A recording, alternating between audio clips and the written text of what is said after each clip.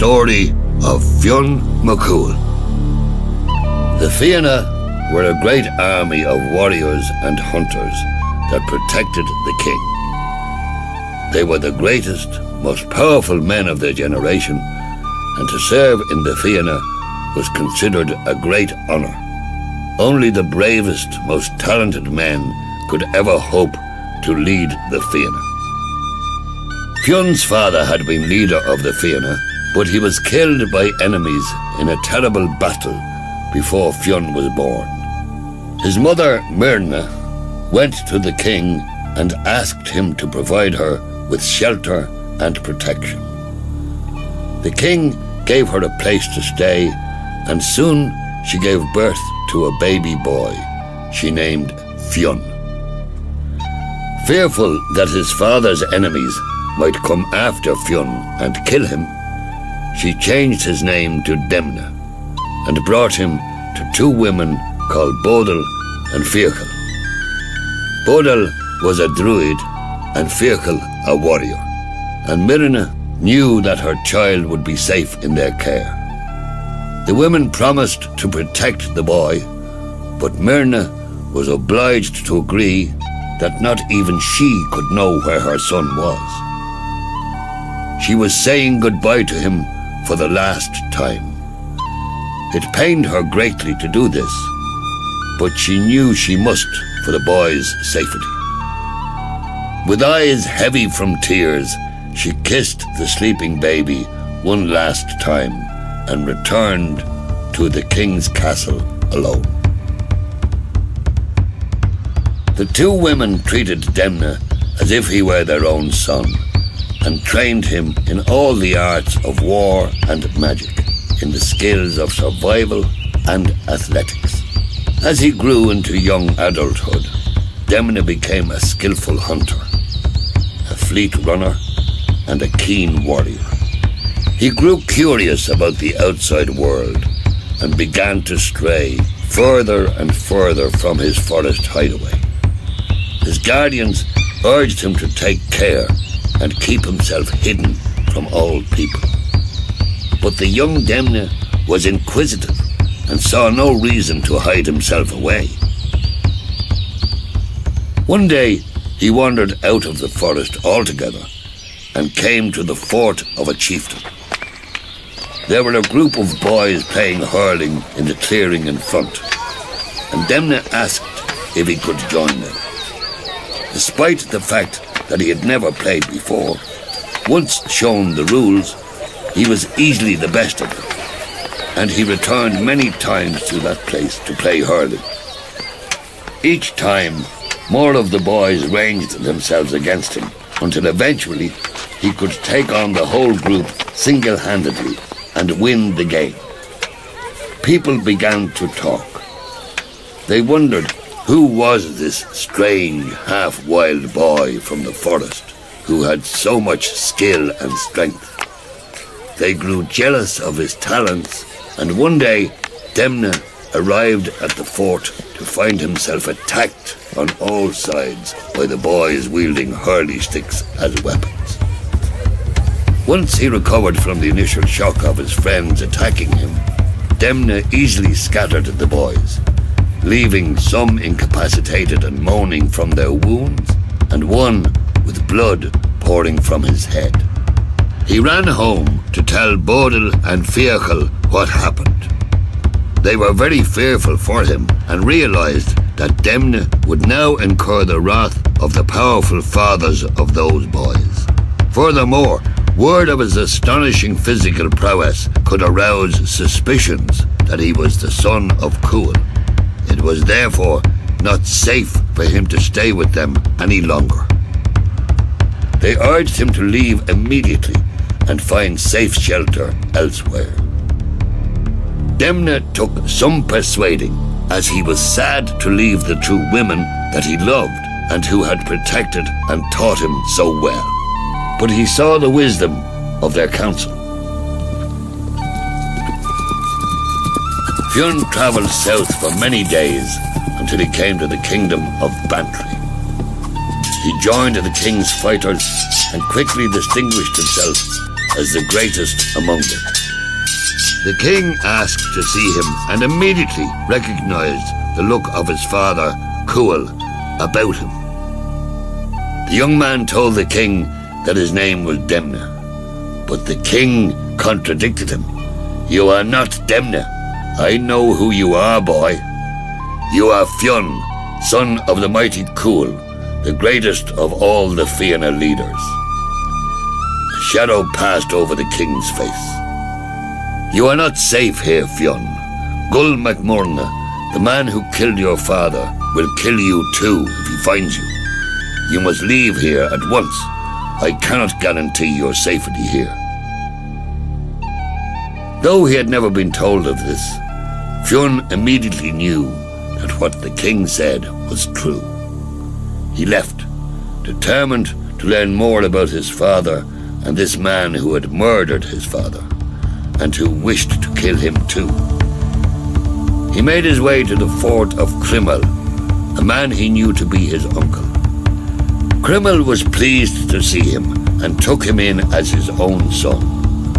Over many nights, he told Fionn about his father's countless brave deeds and explained how it came to pass that he and Gull MacMorna had become mortal enemies.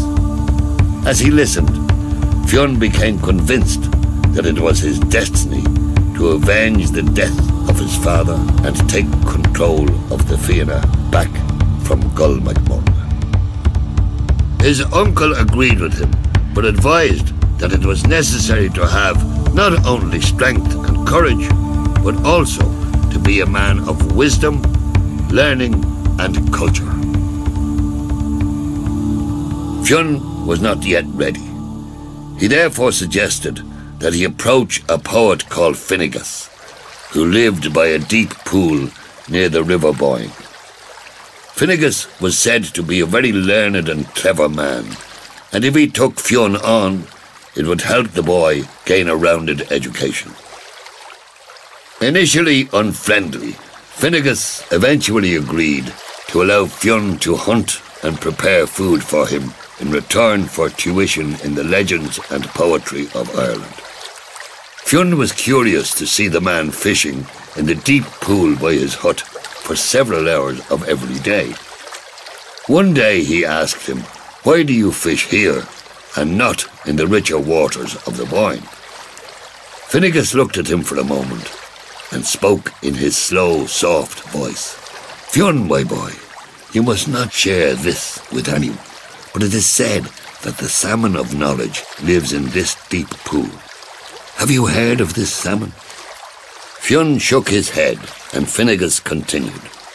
"It is said that this salmon has absorbed all the knowledge of the world, all that has been, that is, and that ever will be.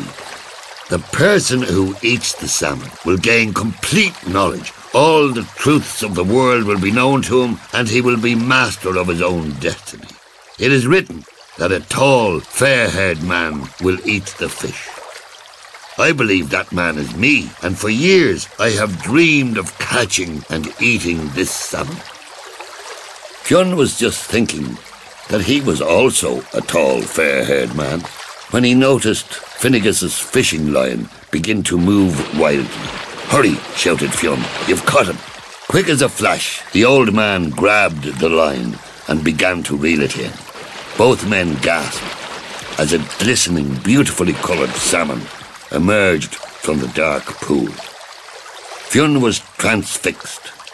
The salmon appeared to emanate light and was speckled with colours that he had never seen before. But Finnegas was intent on eating it as quickly as possible. "Quick, boy, stoke up the fire. Let's get this fish ready for eating."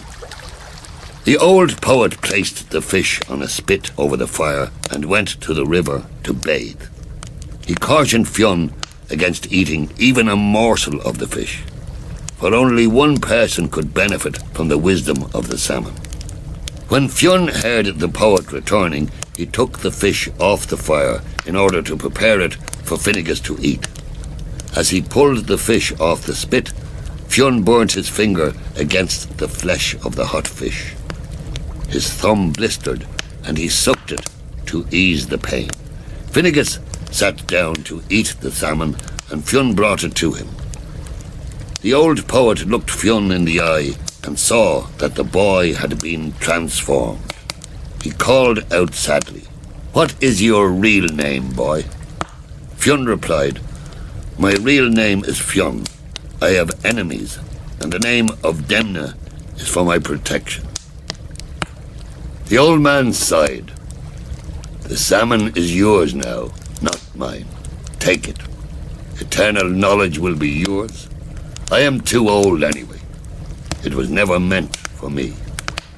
You are the fair-haired man described in the prophecy. How foolish I was to think that it ever could have been me. Eat it and go. There is nothing more I can teach you." From then on, Fionn only had to put his thumb in his mouth to know whatever he needed to know. After leaving Finnegas, he wandered round much of Ireland, fighting with armies in many battles and never once being defeated. Then, around the time of the festival of Samhain, Fionn found himself near Tara. He heard that the chieftain Conn was holding a great feast and that all the kings and chieftains of Ireland were there. The festival was the biggest celebration in Ireland, a time for forgetting old feuds and celebrating life and community. Fionn decided that he too would like to attend. He knew that all the Fianna were there, and this was the moment to take his place as leader of the heroic warriors. The kings and the top Fianna warriors were feasting in a great hall when Fionn walked in unannounced and took a seat at the great table. Silence descended on the room, and the king demanded to know who this stranger was. Fionn answered boldly, "I am Fionn, son of Cumhaill. I am here to put myself at your service." A cry of great surprise went around the room. They had all heard rumours that Cumhaill had conceived a son with Myrna before his death, but none had known for sure if it were true. The murderer of Fionn's father, Gull MacMurna, sat by the king's side. Fionn gave no indication of knowing who he was, but silently vowed to take the leadership of the Fianna from him, however it had to be done. Conn regarded Fionn silently for a moment before breaking into a smile. "Fionn, I have often wondered when you would make yourself known to us. Your father was a brave and heroic warrior, and a loyal friend to me. You are most welcome at our table." Fionn feasted with the others, and later Conn made a solemn speech. "Fionn, this may be news to you, but everyone else will be aware that tomorrow, on the day of Samhain, we expect to be visited yet again by Oisín MacMíona. We fear that he will once again come here and burn our fort to the ground. Every year he puts us all to sleep with his enchanted music and then destroys the place with great sheets of fire that come from his mouth. Every year we rebuild the fort in the hope that someday a man will be found who can overcome this terrible ogre. Could you be that man, Fionn?" Fionn stood up. "If I am, and if I slay this demon, then I will surely take my rightful place as leader of the Fianna. Do you agree?" Conn bowed. "You have my word." Later, a man named Fianna approached Fionn. "You must listen to me. I knew your father, and I want to help." Fionn stared at this wizened, balding old man. "How can you help me?" The man smiled slyly. "I'll need you to show your appreciation, of course.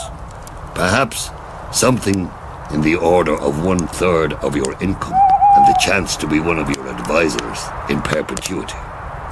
Fionn put his thumb in his mouth and immediately knew that this man was his only chance of overcoming the enchanted music, and that he must give him what he asked. Very well, you have a deal. Now, what help can you offer? The man disappeared, and then returned with a spear. As soon as Alien starts his enchanted music, bring the head of the spear close to your nose and inhale its poison. The spear's venom is so strong that it will keep you from sleeping. Fionn took the spear and stepped out onto the fort's thick walls to begin his vigil. Very soon he heard the first notes of Alien's deadly music, and he inhaled deeply of the spear's poison. All throughout Tara, the people fell into an enchanted sleep under the spell of Alien's music, until only Fionn and Alien remained awake. Alien approached Fionn and opened his mouth, allowing a great sheet of fire to issue forth. But Fionn was ready for it. He held his great crimson cloak in front of him, and the magic garment deflected the fire downwards, so that it burned a huge crater in the ground. Alien realized that his powers were useless against Fionn, and fled to the north, with Fionn in hot pursuit. Fionn soon cornered him and killed him with his spear. Triumphantly, he cut Alien's head off and took it with him to Tara. The next morning, when the people of Tara and Con awoke from their enchanted sleep, they were overjoyed to find the fort still standing and the head of the hated Alien impaled on a pole hanging from the castle ramparts. The king called everyone to the green in Tara at midday. There he declared that Fionn was a true hero for seeing off the evil Alien. "I made you a promise, Fionn, and I intend to keep it," said the king. He reached his arm out and pulled Gull MacMorna to him. "Gull, you have been a brave and true leader of the Fianna, and you have nothing but honor against your name. But now, in fulfillment of my promise to Fionn, and in deference to his lineage, I wish to announce that Fionn, son of Cumhaill, is the new leader of the Fianna. Will you accept him as your leader?" Gull nodded and reached out his hand towards Fionn. The men shook hands, and Fionn raised his spear to cheers from the crowd. Fionn's heart leapt inside his chest. He had achieved his destiny, and they were celebrating in Tara for 7 days and 7 nights.